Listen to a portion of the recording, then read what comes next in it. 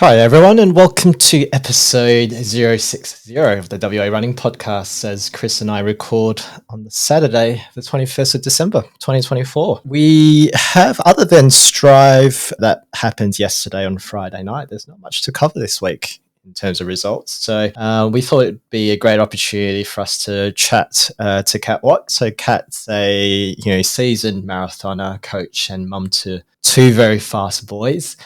We dive into her recent endeavors at the recent Honolulu Marathon, training in new and difficult conditions in Hawaii, her running history as a runner and as a coach, and lots more. As always, we talk about the questionable behaviors of our weird and wonderful weapons of warp to cap the episode off.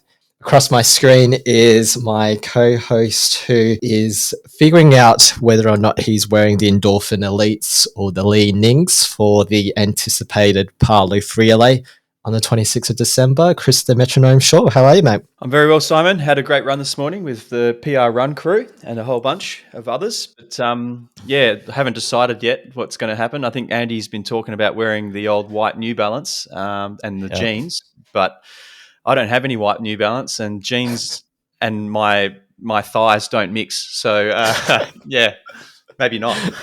Maybe not. All right. Well, we'll find out on the 26th of December what the dads come up with at Parley on the 26th of December.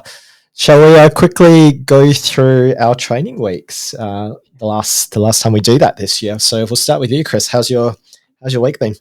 Yeah, it's been good. I think obviously not quite finished yet, recording on a Saturday, but Monday had started with a rest day as per usual. Ran 3 by 10 minute threshold on Tuesday, and then in the afternoon I did a little 2K with Henry, just a little top up. On Wednesday did 60 minutes, and that was supposed to be an easy run, but I got into the second or third K and I was like, oh, I'm feeling pretty good today. So I started just winding things up a bit. Ended up running like a 4:05 for my final K, of this, I guess an 8K build. So I thought halfway through, maybe steady effort, but no, it just kind of got quicker and quicker. So, not planned, but felt pretty good. And then Thursday we had another Tina session with yourself and Matt Smirilli. We started nice and early at 5 at Gallup on Thursday, and then had my Christmas party later that day. So Friday's run, I wasn't completely written off from the Christmas party, which is good. I was drinking mid-strengths all day, very smart, and having a few gappies as well, which is nice.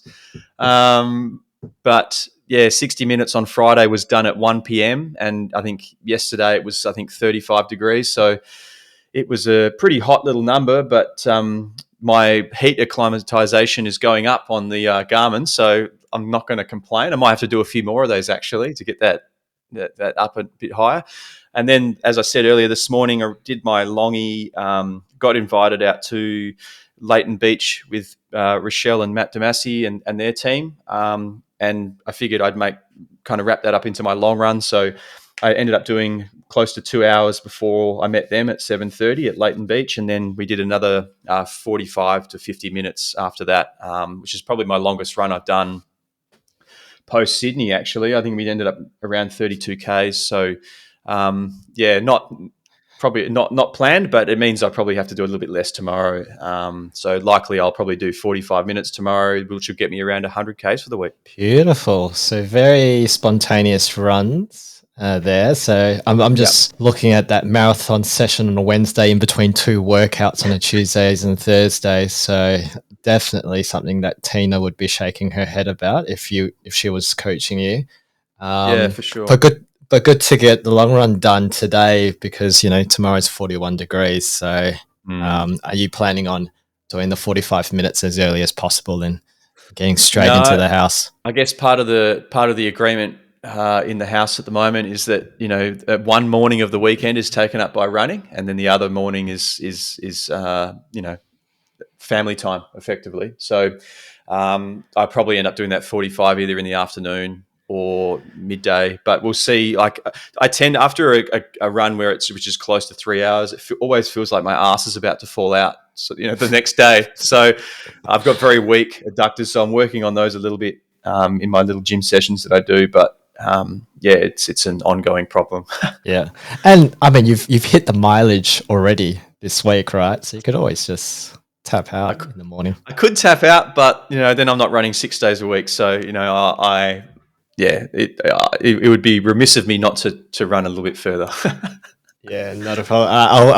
I'll go through my training week. So Monday was a 60-minute recovery. I usually do this like early in the morning. For some reason, I was feeling pretty sore. I can't remember. But I ended up doing the 60 minutes post work, 3 p.m. And I sort of headed. So I work in Northbridge, so I headed towards Optus Stadium. That sort of takes me to half an hour, and then I turn back around. So that was Monday. Tuesday was a Mona session that was planned. So I tried to do the floats at a steady effort, and very quickly regretted that decision making. So I probably was a bit cooked towards the end. But I haven't done the Mona sessions in quite some time, so it's good to get that done to get a bit of a benchmark as to where I'm at with that. Wednesday was 45 minutes in a very hot morning. So I can't believe you did that session, that marathon pace session that early on Wednesday, because that felt ridiculously hot. Thursday was our interval session at Scallop Reserve. So that was 3 by 3 minutes, 1 minute float, 3 minutes hard, 2 minutes easy, and 3 reps of that. I think we did really well that session. Yeah, it was much cooler. It's much cooler as well. And we started early as well, and it was we were feeling pretty amazing. I think what continues to be frustrating is, Matt Morelli was recovering from illness, and I thought that this was going to be the day where you and I will absolutely drop him, especially at the third rep. And I kept turning around, and he was still there. Nothing stops the M train, that's for sure. Yeah, very frustrating that a 80% Smirelli still beats us any day of the week. Yesterday, so Friday, was a rest day. And then this morning on Saturday was a Team Tina time trial. So another acronym has entered my Strava title system. So it was the TTTT. Yeah, we had a pretty good group at Scabs this morning. And I think the intention with Tina would be that we will do these 5K time trials on a monthly basis. To try and sort of test where everyone's fitness is at. And a good group of people. I think there was probably about 10 to 15 of us in total. We were negotiating. So how we did the time trial was the guys that would run sort of anywhere between 25 minutes to 30 minutes would go first, and then sort of work your way through, and the faster guys would start last. So not only was it good from a mental point of view, but also the idea of being chased by someone would just help push you a bit harder. But anyway, before we started, we were sort of talking about how hard we would all go out at. And I told Tina, look, I'll start 3:35s and see if I can hold on to a sub 18. And so Kate was there, and she said, oh yeah, 3:35s sound great. I'll do 3:35s. Anyway, we went off, and she was going bloody quick for 3:35. Anyway, I looked down on my watch halfway through the first K, and turns out we were running 3:17s. We went out very hot. So very classic of me to go out very hot in a 5K. So I tried to slow that down. I think the first K was 3:24s, but I was feeling very lactic very early. And Kate had music blasting through her phone, so she was doing the Tom Tej special, and I was hearing the music, and it was slowly getting quieter and quieter as she was smoking me. But so it was good. I think I finished the 5Ks in 18:09, so I slowed down considerably. But it was good to work hard this morning before it got too hot. We did a warm up and a cool down either side. Did a cool down with Kate and Chaff. And fun fact, Kate's cool down pace is 4:25s. So I felt that. I felt that. So Kate was heading back home, and Chef and I sort of turned around and went back to our cars. And once Kate left us, we did a proper cool down pace of I think 5:25s. Yeah, right. So, but yeah, no. So that was a good morning this morning. That's a PB, right? Technically a PB, not quite a Strava PB, a PB nonetheless. And then hopefully Peninsula run on the 2nd of Feb will be my next 5K attempt, I think. So gives me a bit of time post holiday. Yeah. Do you think you'll next time that Kate or whoever it is at Team Tina, paces you, maybe don't look at your watch and just trust them implicitly and just see what happens, Maybe you would have run a 17:30 if you'd not been looking at your watch. Yeah, look, I've got a pretty poor mindset. I think if I was just trusting Kate, I would have completely blown up, which I partly did. My 5th K was like 3:47s or something.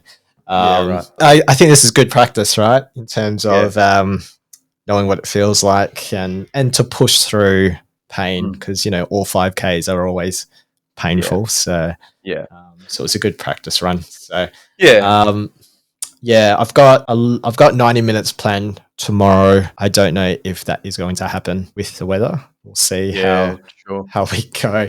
I think I'm going to try and wake up as early as possible and get it done. So we'll see how the sleep goes tonight. That's my week. All right. So shall we go through results? Yeah, let's quickly touch on the results. So we had Strive Program C last night, Friday the 20th December. There was a whole bunch of events, obviously. Saw that Carlos ran the Steeplechase, which we won't mention on this podcast, but that's probably should be at the end of the episode in the Weapons of War. The men's, we had the 1500s for the men's and the women's. The men's race was taken out by Max Shervington in a time of 3:45.98, followed by Kai Heer in a time of 3:49.25, and then Tom Moorcroft in 3:49.96. The women's race, we had Jasmine Pugh in a time of 4:31.51. We had Ailey Mulroy in a time of 4:31.95, and in third we had Leah Allen at 4:34.65. So, Ailey, we did Google how to pronounce your name. I hope you got it right. But yeah, always appreciate a bit of a challenge when we're reading the results every week. I mean, I feel like the hosts have changed, but the inability for us to read people's names hasn't changed since the change of hosts. But I mean, yeah, we did have to Google that. Yeah, I remember one episode someone struggled to say your name, Simon. So Loz couldn't fathom how to pronounce Pham, but I think she said Pham, which I think I think Jess Smith still gives me shit for that. Pinham soup. Pinham. No, well done, Tim. I think that's the last Strive event for the year, right? I think we were joking about reading the Javelin results, so I was anticipating what the Javelin results are. So I was just having a quick look. Ethan Harbison in the Javelin did 41.89 meters for those playing at home. So so congrats, Ethan, for, I assume, a very good throw. Shall we get into our interview today? Yeah, without further ado, let's listen to Kat Watt. Is a well-known name in the WA running community and was up there as one of the leading female runners in WA, with wins in the 2024 Bunbury Running Festival and the HBF Half Marathon. Most recently, she and her family moved to Hawaii, where she was the 12th female at the Honolulu Marathon with a time of 3:01.52. Kat Watt, welcome to the WA Running Podcast. Thanks so much for having me, Simon and Chris. So you've just completed the Honolulu Marathon, 2 weeks ago. How's the body feeling post-marathon? Yeah, the body's actually responded really well. Last couple of marathons I've run, I've pulled up very sore. My previous marathon before this was Sydney Marathon. It was quite hilly that day, and I went into it with a little quad niggle, and I came out of it with a quad tear. So anything better than that was always going to be a good recovery. I was pretty careful about getting back to running after my marathon. So I wasn't in a rush. I had my mum on holidays here, so I took a few days off, and then just got back into it. I think I ran 6Ks maybe on the Thursday, and since then just a few more jogs, and I feel like I'm bouncing back, almost ready to go again. I mean, we'd love to hear about the race. Obviously, very different conditions compared to Australia. What was the race plan, and like how do you feel like you executed it? The race plan was to try and break 3 hours. And when I arrived on the island, I met a very lovely run group. I think didn't take me long to make friends here. I think running is like a universal language. You meet a run group and all of a sudden you're best mates. So I did tell the run group what my goals were, and these are local runners. And I said, I have run a sub 250 before. I think sub 3 hours is pretty reasonable. And they just even said to me, you're dreaming. We don't even like to run this anymore. We've been hurt in the past. It's a really, really tough course. So with that in mind, I thought, okay, we'll see how training goes. I thought this time around, I'd been coaching myself for about 3 years, and I'd had some success. I'd coached myself to all of my PBs. But I thought, well, I might have to be a bit careful about this one. I might need to reach out and get some advice. And so I reached out. I asked around and thought, who would be a good coach for me. And I ended up going with Lace Up Running, which is Benita Willis, and I'm sure you're all aware of Benita Willis. So I was matched with a coach called Kelly, and we had a chat about what the build would look like for Honolulu, and it was very much, a lot more reserved than or conservative maybe is the word, than I've been used to in the past, just because of the conditions. Even easy runs here, you go out for an easy run and you come back and you're full of sweat. Your heart rate might be low, but your body's still working really hard to keep itself cool. So we kind of cut out the doubles, and we thought we didn't really need that high mileage. If I hadn't had a coach, I think maybe I'd probably have overdone things. I did feel at times that I wasn't doing enough. So very good that I had a coach. I think I got there and I was confident that I could give the sub 3 hour a go.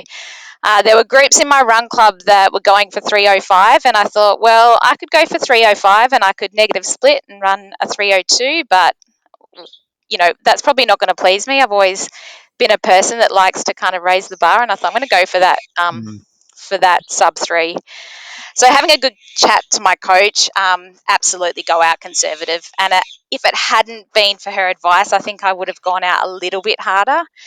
I have run negative split marathons in the past, so I knew I was capable of coming home strong. But I was a little bit worried that the conditions would get on top of me. So the idea was not to go through halfway under 90 minutes. And I think majority of people, that would scare the hell out of them because you negative split or you don't reach your goal. And I knew that was going to be the case. But I felt like that was the only possible way that I was in this type of environment and this type of race that I would be able to go close to the sub 3.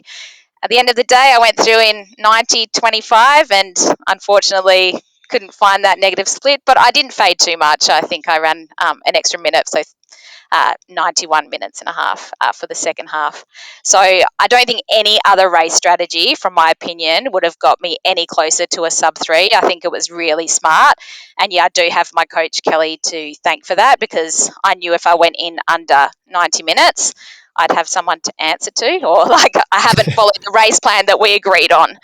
So for those of you out there, wondering why you have a coach, sometimes that little voice in the back of your head stops you from doing silly things. Yeah, I can definitely attest to that.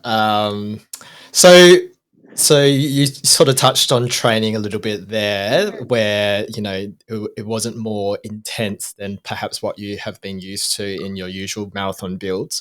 What were some of the, I guess, key differences in terms of perhaps key sessions or mileage or intensity in certain workouts? Like how did that differ from previous marathon builds that you would have done? So comparing it to my last marathon build, Tuesday are the same. I always do a VO2 on a Tuesday, so they were quite meaty sessions. My VO2 sessions were pretty good over the build. I think it's easier to do VO2 in this type of environment because you're getting that kind of rest in between reps.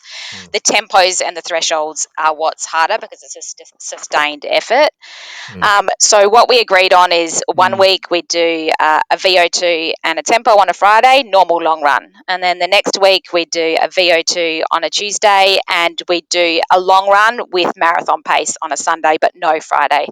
So it's definitely, there is quality in there. It's just not a lot of quality. And it did worry me, to be honest. I thought, I'd usually be doing a Tuesday, a Friday, and a Sunday. And I would alternate the Sunday, whether that's just a long run or whether it's a long run including marathon effort. So it would either be 2 sessions a week or 3 sessions a week. But now it's, just sitting at the 2 sessions a week. But I responded really well to it. I felt like I was fit. I didn't have niggles, which I have experienced over the last few years. So I went into it with in the best condition I can remember in probably the last 4 or 5 marathons. And I think I gave myself every opportunity to break 3 hours by following that build.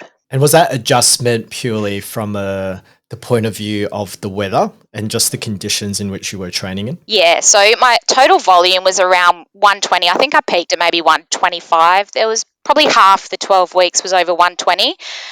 It sounds like a lot of volume to some people, but for me, it's quite low volume. I'm usually sitting anywhere between 140 and 150 for my very best marathons.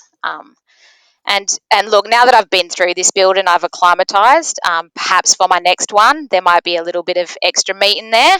But I'm very happy with the amount of work that I did for this one, and just to get to the start line healthy and not overcooked. Because as you could imagine, it's really easy to overcook yourself in these conditions. Definitely. Was there a session in particular that you felt gave you the confidence for that sub 3 goal during the build? Yeah, so I did a long run. It was 35 Ks with 5 lots of 4 Ks. You started at kind of 5 seconds over marathon pace, so like 4:20.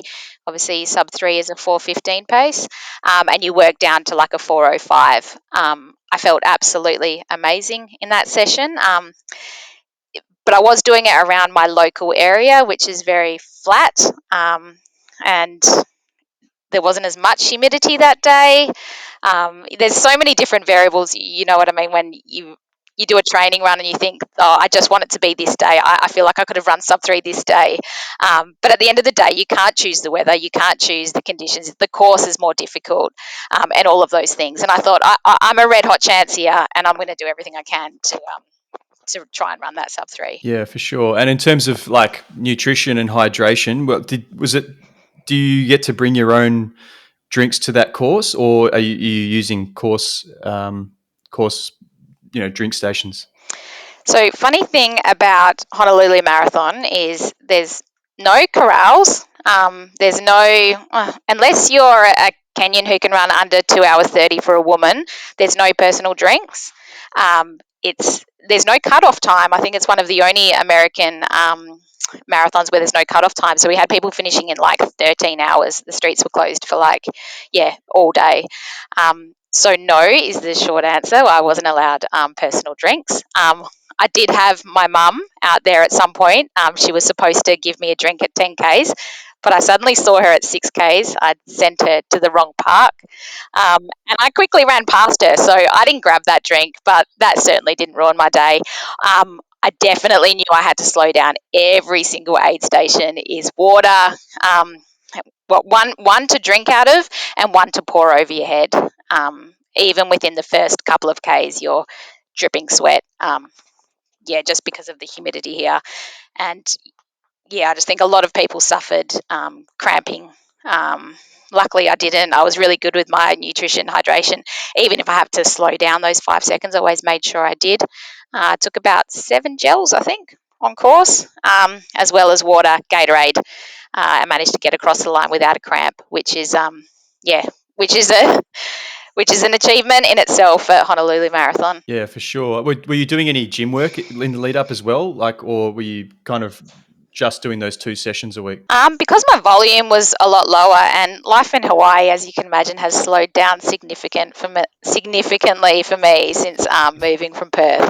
I've had plenty of time to get in the gym, so that is definitely a point of difference from my previous marathon Awesome. builds.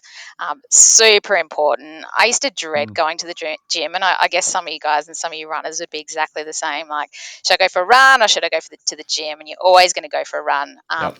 But now I've had to prioritize it. I know how good it is for me, and I had no excuse because I had the time to do it. Well, you might not know this, Kat, but you're actually part of Simon and I's origin story as friends.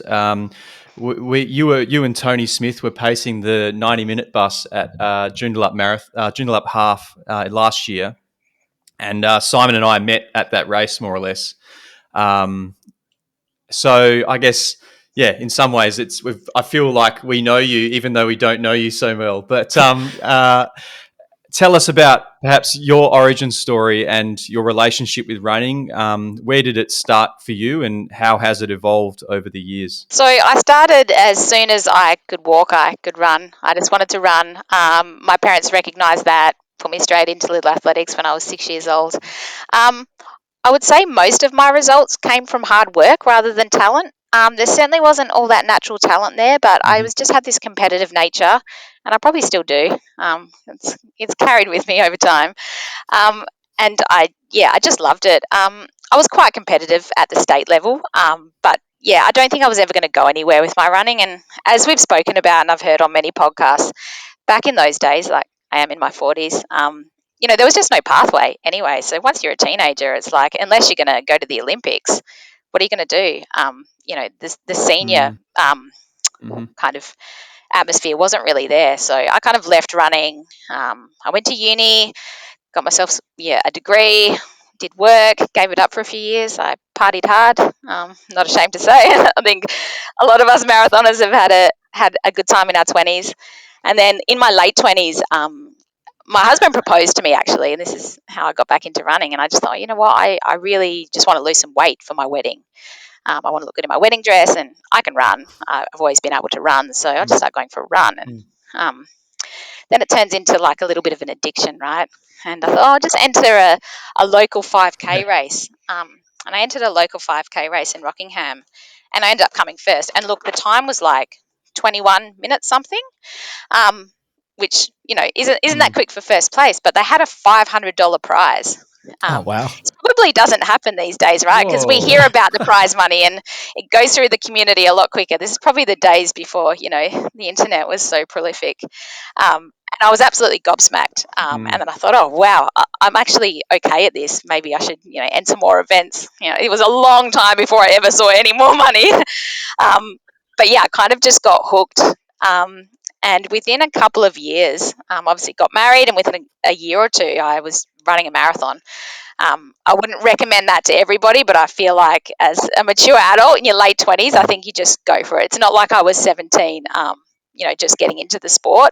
I thought, I want to run a marathon. I had no idea what I was doing. I kind of, researched a little bit online. I was probably doing 60 or 70 Ks a week for maybe 12 weeks. I got myself injured, went in with shin splints, which is a very beginner injury that a lot of people struggle with. So yeah, I did start training for my first marathon, and I did get myself injured, as many of us do training for our first marathon. I did lots of silly things, and I wanted to run marathon pace, and I wanted to do a tempo, and I wanted to do an interval session, I wanted to do a long run all in the same week. And soon enough, I was carrying an injury into the event. And it was back in the days when you could actually sign up the day before an event. Like, this does not happen anymore, does Not it? anymore. So you had to sign up in person. So I got the train up to the convention center, and it was City to Surf Marathon. I went up, I signed up, and I thought, oh, the shins will be okay. I think I can get through it. And then the day came. Lots of novice mistakes, but in all, I think I had a very positive experience for my first marathon. It was a perfect day. It yeah, I can't say too much that went wrong. I got my nutrition okay. I probably could have drank a little bit more water. It was only about 4 or 5 degrees in Perth, so I think I just was lucky to get away with it because it was a super cool day. The old City to Surf course was a flat first half and a very hilly second half. So this is going back into 2013. So all in all, it wasn't too bad. I ran 94 minutes for the first half and 97 minutes for the second half, and I ran a 3:11.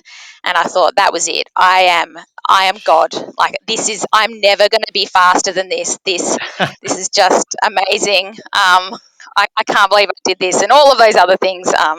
You think when you run your first marathon. And soon after that, I did take a little bit of a hiatus because I had my children.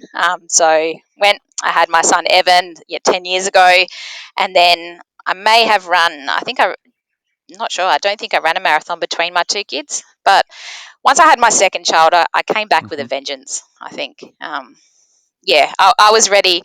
I had the mum strength, and I was ready to achieve some pretty high goals there. Yeah, nice. So that was 2013. You had your two kids. What was the first race back, and do you remember how it went? I did Rottnest. My son was 9 months old. I was still breastfeeding at the time, and I'm no Jess Stenson. So, temper the expectations a little bit here. So I went over to Rottnest, and it was when Rottnest was in October. So I know it's changed now to June, and it was a stinker of a hot day. And I wanted to beat 3:11. I thought I was in shape to run faster than 3:11, so I wanted to go under 3:10. And unfortunately, the heat kind of struck me, and by the last lap, I was on a death march, and still relatively okay time. I ran a 3:15 on a hilly course on a very hot day. It was very different um, to my first experience, and I was okay with that. There wasn't much I could do in terms of, the race strategy probably could have improved every lap. I just slowed down, 3 or 4 minutes. Wasn't the best race strategy, but a 3:15 at Rottnest is, nothing to be too disappointed about. Yeah. Yeah, excellent. So you had we were doing a bit of stalking about your results this year, and you've had a pretty successful 2024. So you started the year with a Busso 10K win. I think you won Darlington, the 8K. In March, you won Bunbury Half. Yes. In April, you won HBF Run for a Reason in the half. And then when you moved over, you've won a couple of local races as well. So out of a lot of great results there, what do you think what was your favourite result and race this year? Oh, that is a really tough question. Do it has been a fantastic year. And I have not run any PBs this year. So I don't know how much faster I'm getting, but I'm definitely better at race execution, I think, from experience than I ever have been before. I do consider myself a pretty smart racer. Oh, it's tough. HBF was very special because that's when I knew I was leaving Perth. And as you know, that is a massive event. My performance on the day, I don't think was anything spectacular. I think you can only race who's there, and I'll be the first one to say that was not a very strong female field compared to what we have seen in Perth. So taking that win in a 1:23, I'm not going to say it was lucky, but as I said, you can only race who was there. I was absolutely over the moon. I was only in 1:23 shape. I knew I wasn't in my best shape, but a smart run to cross the line in first place in such a big event and leaving the country in a month, I think I had tears in my eyes. That was really, really special. Awesome. I mean, I think 2022 probably was your big year for PBs, right? I think you ran a half in sub 80 at Bunbury Half, and I think you ran a 2:49 at Melbourne Marathon that year. And you also won Rottnest Marathon and 6-inch, I believe, that year. So pretty special. I personally like that half and that marathon time are basically the goals I'm now chasing in 2025, which is awesome. But I'd love to know, like, I think you touched on it earlier about the high mileage, but I guess what went right in 2022, and was there a secret sauce? Yeah. 2022 was out of this world. I just hope I have another year like that. But I think sometimes I look back at it and I think maybe high risk, high reward. I was doing training. I was doing very high volume, and it paid off for that for that year. I attempted to do the same thing in 2023, and unfortunately, I just ran myself into injury. But I will talk, and I think sometimes you have to make that decision. And at the moment, I'd prefer to get to a start line. A start line for me is way more important than trying to run a sub 250 again. But back then, I had some goals, and I was, willing to put things on the line to chase them. Mileage for Melbourne Marathon was probably sitting at about 150. I was super lucky during that time. I did all of my training with Lauren French, as you know, is a very strong runner. So we were meeting very early hours of the morning, 4 a.m., and both training for Melbourne Marathon. That was when she broke sub 250 for the first time. She's gone on to break it multiple times since, of course. So maybe you can talk to her about the longevity of it.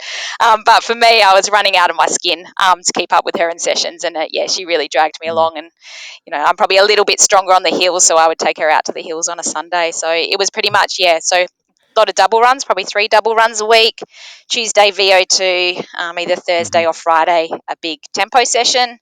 And Sundays we were either hitting the hills or doing a specific workout. So all up, we're looking at about 150 Ks. It was within the Melbourne build when I ran Bunbury, and I broke 80 minutes for the first time. I think it was 1:19:55 or something from memory. For those of you that have run Bunbury, you go up a hill at the end and then you come flying back down it. I knew I had a kilometre to go, but I was still at the bottom of that lighthouse hill, and I checked my watch, and I think I had 4 minutes. Yeah. Oh, God damn it, I got to get up this hill. And for the life of me, I just remember seeing the clock count down, 1:19, and it's 50, 51, 52. I don't think I've ever sprinted so hard in my life. And that's one I'm really proud of, because Bunbury's not an easy course. So I was in really good shape when I did that. Yeah, Chris and I are well aware of that checkered bastard that is the lighthouse, and it's a tough slog to the finish, knowing that you go flying after you get over the hill, but that hill is an absolute pain in the butt, especially in the marathon as well. So you currently coach a couple of athletes, and I think you coach Charlotte Pickering, who we seem to mention every week because she's going through a bit of a track stint at the moment. Yeah. How did coaching come about in your running journey, and where did it start, and has that changed your running relationship as a result? Yeah, absolutely. So after I had my kids, I ran a couple more marathons just coaching myself. I'm a bit of a nerd of the sport, so I started to do a bit more proper research about how to train for a marathon and things like that. And then over the years, I have had a couple of coaches who I've kind of learnt off as well, and taken the best parts of their advice. I've had much success with having a coach. Um, and then I think probably in 2020 or 2021, I started coaching individuals, just probably not really officially, just friends and things like that. And then I did all my courses and got all my qualifications, and then decided to start coaching a bit more seriously in about 2021, I think. So I've been coaching now for maybe 4 or 5 years. Um, that was a really difficult thing, moving over to Hawaii, because I had such a strong relationship with my athletes in Perth, and I'm really grateful that relationship has still continued, and I'm able, to coach remotely and still keep in contact and things like that. And I think it does work in this day and age of technology, that those relationships can, still be nurtured. Yeah, for sure. Are you coaching anyone in Hawaii at the moment? Yes, I am actually. I did meet a young girl in Hawaii, and she has a great backstory. Maybe this is somebody you should interview. She's from a very small island in the Pacific called Northern Mariana Islands, and the capital is Saipan. She's the 3K, 5K, and 10K record holder for her country. She's a 36-minute 10K runner. Her country has 40,000 people, so I liken it to the size of Kwinana Town Centre, which is where I'm from. Yeah. So it's very small, but she holds a record. And because she is the fastest in her country, she's had the opportunity to represent her country on the world stage. So she did the cross country world championships at Bathurst in Australia. So yeah, she's had great opportunities. And yeah, we met and we get along like a house on fire. And she's asked me to guide her, so I feel very fortunate. She also doubles as my training partner. She's got the wheels and I've got the endurance. So we're working really well together. We tend to do our Tuesdays together and our long runs together as well. So she's got a busy year with like Pan Pacific Games and things like that, which is super exciting. That's great. You've also got your boys, Evan and Caleb. I think I assume you coach them, and they seem to be smashing out some ridiculous times in their age categories at the moment. How are they finding it, and do they like having mum as coach? My eldest is loving it over here. He's just come here. I think he was supposed to be born in this country. His running's just come really far. Like my little one, when he was first moved here, he couldn't run more than a couple of Ks, and he'd be the kid at park run every week. The humidity was just sapping him, and it still kind of does. So he's tailed off a little bit, and I'm just really making sure with him, we only ever go for a couple of Ks. We're not training like we would have done back home. But my eldest, bless him, he just wants to come with me all the time. And at some points, bossy mum needs to say, no, that's too far. And when we did get to Hawaii, he did beg me to run the 10K in Honolulu. I think the benefit of the 10K, it starts at the same time of the marathon. So you get the feel of like a massive big city marathon with fireworks and 30,000 people, but you're running the 10K, which is, it's just an amazing experience. So I said yes, reluctantly, because I didn't think 10-year-olds should be running 10Ks. And he was he stuck to the plan. I said, if you can't run at least 9Ks before the day, then I don't want you running 10Ks and having a bad experience. But no, he got himself out of bed and he came with me. So, yeah, as much as he'd like to be a long distance runner, I'm trying to push him towards the shorter distances for now. There's plenty of time to do the longer stuff. If I had speed like he did, I certainly wouldn't be running 5 and 10Ks. I'd be doing 1500s, right? Yeah, of course. I saw one of your Instagram stories this morning, and I think he's like a poster boy for some sprinter canopy, right? Yeah, he is actually. So they asked him just to come and get a few photos, and he's, anyone who knows my son, he's very particular about how his hair is, and he was very happy to be a little poster boy for that. So yeah, it's good fun. Yeah, so stroking his ego a bit, so he might be a sprint star. He doesn't need any more stroking of the ego. There's definitely enough there. Yeah, that's it. So in terms of what's next for you, I think we saw that you've signed up for Boston next year. So when does that build start? And what other races do you have in your sights for 2025? Yeah, so Boston is what's about 17 weeks away. I'm about to head to Vancouver to hit the slopes for a couple of weeks with the family. So we're getting away from this tropical environment, and I think we're going to get a rude shock when we get there. So it's still a little bit of downtime. I'll start my build probably towards the end of January. So Boston's definitely the next big one. I'll have a couple of lead up races. In Hawaii, they have the Great Aloha Race, which is kind of likened to like a city to surf. It's their iconic race at some weird distance, like 13.1 Ks. So I'll do that in February, and then there's Boston. I'm pinning my hopes on potentially a New York marathon at the end of the year. The only way I can get in is through a time qualifier, and they are very, very steep. I think last year for over 40 was a 3:06, and I'd have to use my 3:01. And as we know, these are only getting faster and faster. So whether my 3:01 is enough to get a time qualifier for New York, I'm not sure. So I'll find out in February. Is that so? Now that you're in the US, is the plan to try and smash out some of those like big marathon majors while you're there? So that was part of the discussion when I heard about my husband's work and the move to the US. Because I was very happy in WA. I had my work, I had my running. I love the running community. It's a massive part of my life. I had all the girls that I coach. But he did sweeten the deal by saying that, if we do go over there, look how close we are to the United States, and you have the opportunity to run these amazing marathons. Because as you know, like getting to the United States from Perth is so far. Like Boston is from Perth is 3 flights. It's over 24 hours, and then you've got to adjust to the time difference. Yet I can get a direct flight from Honolulu to Boston. So making the most of it. And do you have any goals for Boston, or is it just more of like the experience of running Boston? Yeah, a little bit of both. Mm. I definitely want to improve in the Honolulu time. I don't feel like I was definitely not a sub 250 shape when I ran Honolulu. I think if I'd run the Valencia the week before, maybe a 53. I don't know. I'm pulling numbers out, but I feel like that's about how fit I could have been on a cold, flat, fast course. I'd love to go somewhere near 250, but I'm not willing to take massive risks to get there. So you'll see my build will look a little bit similar with maybe a little bit more volume and just a tiny little bit more meat in it.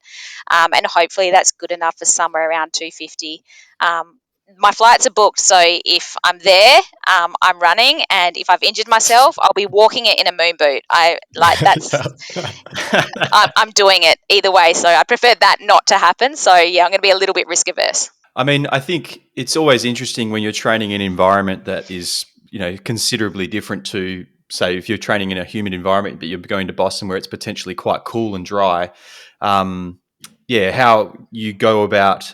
I've always found it interesting how you go about actually determining your goal time, because running the paces that you might need to run a sub 250 at Boston would probably extend you beyond your abilities in the humid conditions. So trying to pull back your training, but then knowing that you can push yourself that little bit further on race day, I guess is super interesting, and that's what a coach is for, right? They'll be able to give you some guidance. Exactly. I was about to say that's a conversation I will have with my coach, but I couldn't see that my long runs with effort in them are going to be at 4-minute Ks. I'd probably do 2 and sit myself on the side of the road and cry. There's going to have to be an element of slowing your goal marathon pace down, or maybe even breaking them up into shorter efforts, maybe 2Ks with a 1K recovery, so that I am getting the feel of that pace without completely burning myself out. So yeah, it'll be interesting, but it's definitely going to be a tricky thing to know exactly what shape you're in when I get to Boston, given that I'm training in such tough conditions. Well, Kat, we're super excited to see what 2025 holds for you. We'll no doubt be following along, and as will a lot of the listenership, I'm sure. Kat Watt, thank you so much for joining us on the WA Running Podcast. Thanks for having me, guys. That was Kat Watt, guys. Really interesting chat there. Hey, Simon. All sorts of. We touched on the Honolulu Marathon, obviously, but it's really great hearing her build through past marathons, and then her running as she's raising 2 young boys. It's awesome to see, and she's obviously still running fast. So, looking forward to seeing what she does at Boston in 2025. Yeah, I think just the change in scenery and the conditions probably would have been a huge adjustment for her, training in that humidity, and it'd be interesting to see how Boston turns out, because we were chatting about it in the interview, where the conditions of Boston is completely different to what she's accustomed to. So that adjustment in training and marathon builds would be very difficult to gauge what your predicted time could be at Boston and potentially New York as well. So definitely. And I think the other thing I was going to touch on was, we spoke to Kat off air about, her next trip back to Perth, and she sounds like she might be coming back next year for the PRF around that time. So she's desperately hoping that it's very hot. And to anybody else who's looking to compete, I think Kat's going to have your number, because she'll be, her heat acclimatization on her Garmin's probably going to be 160% by that point in time. So, yeah. So while most of us is hoping for a cool day in October, I think Kat's hoping for 100% humidity and 35 degrees. So I think if that's going to be the anticipated weather forecast for PRF, I think Kat will be the favourite for whatever distance she signs up for. That's for sure. Definitely. All right. So look, in terms of upcoming events, we've got that Borloo Bridge Run. That's happening tomorrow as we record. Be interesting to see who does a full send at the 1K event, whether it's many of our friends of the show or our super fan might be there in the morning to get the Strava segment PB. We've got the Parloof Relay that's on the 26th of December. We were just having a look at some of the results from last year, and it was Dan Bowbridge that took the win with 8.9 Ks with Josh Marks. So I'm going to assume that Josh Marks did a lot of the heavy lifting, because I can't imagine Dan running 3-minute Ks, but maybe he was very fit back then. I don't know. Yeah. We had Sasha Johnson and Alice Hall taking out the women's team in a time, with a distance of 8.2 Ks. And I think we had Gareth Jones and Cara Loran taking out the mixed race. So I guess that's the distance to beat, Henry and Chris. What's the game plan for you guys on Boxing Day? Yeah, well, I get the way I see it. I think I don't want to give too much away because Andy Carrington's listening, right? So he'll have something in his back pocket if I give it all away. But I think if we get through 6 laps and a touch more, we'd be very happy. Yeah. So we get 3 turns each, 3 bites each at the cherry, then everybody's happy. Yeah. Any aims for your K reps in terms of how fast you're going to go at it, or you're going to keep that under wraps? No, I'll go out pretty hard. I'll try and be conservative on the first one, so I've got something to give on the last one. But it'll be interesting seeing what a 3x1K with roughly 6-minute rest in between looks like. Yeah, definitely. It'll be like a track workout, really. Yeah, almost. Yeah, I mean, not that I have any idea, but I think hopefully it should be quite. I mean, hopefully it's going to be cooler. It looks like Christmas Day is quite cool, so it should be decent conditions, I think. Yeah, I was hoping that Andy would show up to the Team Tina session this morning to get a bit of intel for you, but the man didn't show up, so he's definitely keeping his Parloof Relay training under wraps. I mean, he did do 6-inch last weekend, so he's got a bit of endurance there, but we'll see what Andy's top speed is going to be like on the 26th. We've got the Matilda Bay Run that's on the 12th of Jan. I believe we've got a PTS event on the 5th of Jan in the new year as well. And then we've got the night of the Going Twin 5, and then the Peninsula Run is on the 2nd of Feb. That starts at 5 p.m. So that's the upcoming events. To finish the episode off, let's get into Warp admin and the weapons of Warp. Yeah, I mean, there weren't too many weapons this week. There were a few, and it looks like there's going to be a few more in the weeks to come. But probably Carlos gets a mention for his steeplechase debut last night. Time doesn't matter; it's irrelevant. The fact that he didn't get injured is a miracle. So that's all we can hope for. We had Mark Smith this week doing a 52-kilometre commute to work, which I don't think he even got all the way to work. So, it's a long way to go and then have to either catch a bus or a train in, or maybe you catch an Uber. I'm not sure. We had Matt Neves completing his 50th marathon for 2024. So, John Pence, you're going to have to lift your game. I know you've done 100 marathons, but that's taken you, 15 years? So, I think, Matt Neves is going hell for leather. I don't think he's quite going to make the 10,000 Ks that we looked at last week, but he's certainly laying it down all the way through to the end of the year. And then I guess, being probably our last episode that we record here before Christmas, everyone should keep an eye out for Mitch Gray, his Christmas Day car marathon by the sounds of it. So I think we mentioned it a couple of weeks ago. It looks like he's training for a marathon to be run around the circumference of a car. So, do what you will. Enjoy that, Mitch. It looks like the conditions are going to be good for you at the very least. So just park under a tree and have some fun. If you were to do a car marathon, what would be your game plan heading into it? Would you? Because if I was doing it, I would probably do. It's hard, right? I wouldn't do it in the first place, but if I was to do it against my will, I think I would change directions every K. Would be how I would imagine it. Yeah, or I'd choose the biggest or longest car I could find. So I'd probably go buy a bus and then run around a bus. Yeah, because at least you're getting a good 10 meters of stretch before you have to turn corners. Yeah.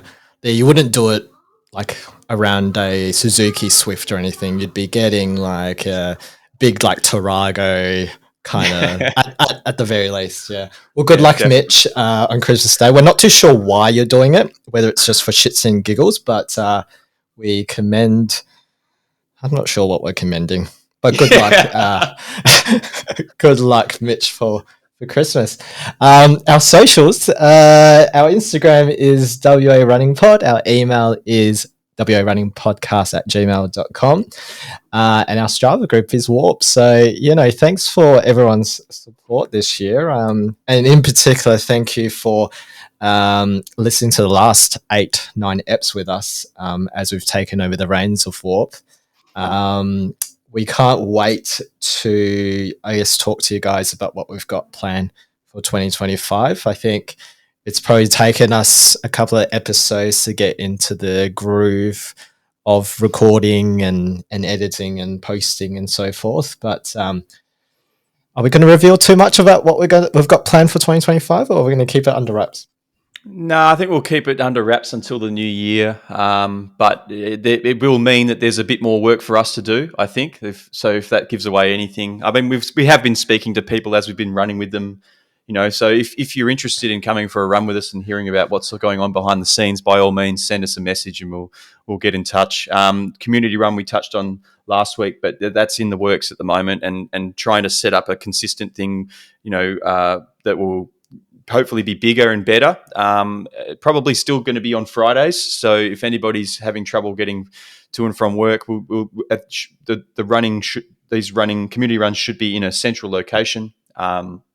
And we'll make it a bit easier for people to get to. So it won't be Cool Jack Island, unfortunately, for the King and Queen of Cool Jack. But looking forward to announcing what that is and what it looks like for the next, the first 6 months of the year. All right. Well, this is the last episode for us of 2024. After this episode's release, we've got a couple of compilation episodes that will see us into the new year. So that's going to be a compilation of our favorite interviews of the last 59 episodes, and we'll just package that together. And then I think we should be back after Matilda Bay run, so somewhere between the 13th to 14th of Jan. So thanks again for listening to us, and wishing you a happy festive season, and we'll catch you next year. See ya. See you guys.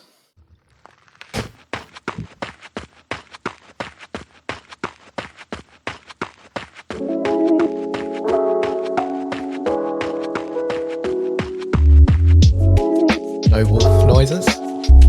Not this week.